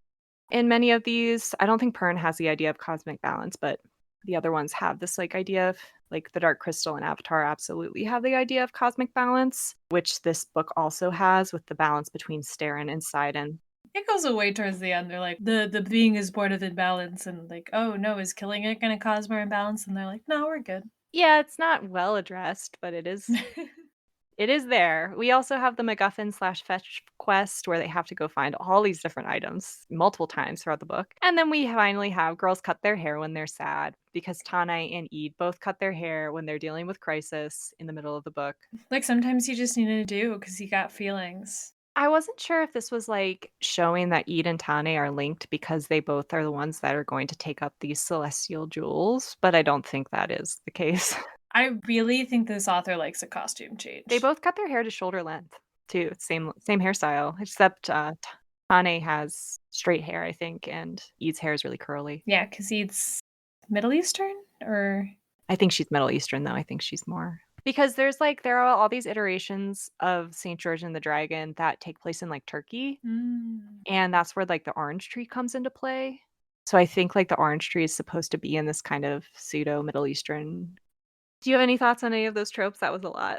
Look, I think we tend to bring up tropes when it seems like a book is just full of them. I do think it plays with some of these tropes interestingly, and I think it plays with some Mhm. of these tropes interestingly. It kind of just grabs at a bunch of them and all throws them in. There's a lot in this book. It's a long book. There's a reason. There's two things, and it's just there's a lot of stuff in it.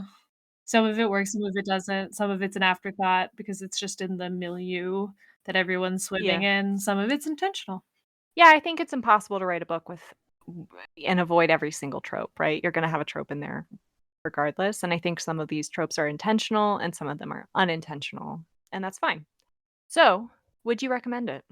This book? So, if you are a fantasy reader and you have read all of the good books and you are like, I read a lot of books, I am looking for a book to read. It doesn't have to be so good.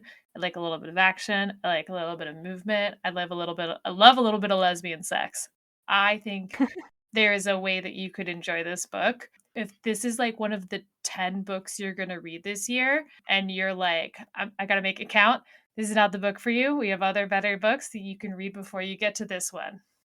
I think that no, you don't have to read this book. Don't read it. Listen to our 2 episodes where we describe it in great detail. I read this book, so you don't have to read it. Read something better. Go read Temeraire. Go. Just go. Go read it. Read How to Train Your Dragon. Read The Summer Dragon. Summer Dragon is so good. If you've read all of those books and you're like, hey, is there any other books that I should read? I found some joy out of this book, but it did involve a lot of going shh to my own mind. So if you don't think you can do that, don't read it. But I do think that there is an audience for this book, unlike some of the other books we've read. Agree. I think that the best parts of this book were the dragons, which unfortunately were not in the book enough, and the romance between Ede and Sabran was really beautiful and lovely, and I did like that relationship between their characters. So if you want to read a good sapphic romance, which can be rare, can be hard to find, but this book did make my eyes roll all the way back in my head multiple times. This is the first book we haven't agreed on, which I think is beautiful. Yeah, this is our first disagreement, but I think that's important because, like, I think this book kind of showed that, like, you can really disagree with someone about a book and about whether a book is worth reading, whether or not you liked a book, and still be friends and have a conversation about it, right? Yeah, we're for the most part on the same page, but really Yeah. what it changes is not what is on the page, but like just how we personally are reacting to it, which is why Mhm. reading is so beautiful because it's not like there's no truth to it. It's about you and your experience. But unfortunately, Joe did not have a good experience, but I did. And sometimes that's going to happen. And you know what? We're still going to keep podcasting, everyone. I think the funniest part of this is I feel like we actually agree, like, on parts where we are like, "This didn't make sense." You're like, "Yeah, it didn't," but I didn't care. And that's also, like, an important thing to remember, like, we all have different values as a reader and what we find important in a book and what a book can give us, and I think it's great that we're like, "Yeah, this didn't make sense either," or, "I really like this part too." But I still feel this way about the book overall. So, I don't know, I think that's really interesting, and you're allowed to like a book, you're allowed to not like it, you're allowed to like a book for one specific reason, even if you acknowledge that other parts of it aren't as good or don't make sense. That's okay, because you know what? It's your taste and it's your life. Don't read this book though, in my opinion, or in JoJo's opinion, go read this book. Anyway, do you wanna go to the outro? That was a lot of nonsense that I just said. This has been The Priory of the Orange Tree by Samantha Shannon. We finally finished it. What are we reading next? We are reading Joust by Mercedes Lackey. Yeah, there's a weird reason why I picked this, which is I texted Joe and was like, "Hey, are there any books that are dragon books that are like Fast and Furious for but like with dragons, like dragon racing books?"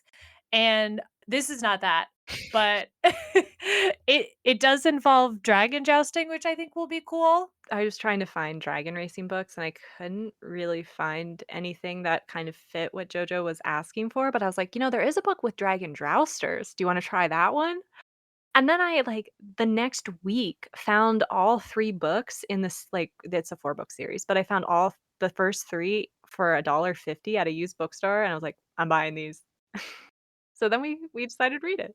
We're also excited because Mercedes Lackey is a very famous author Yeah, that a lot of people like and I have not read. I haven't either.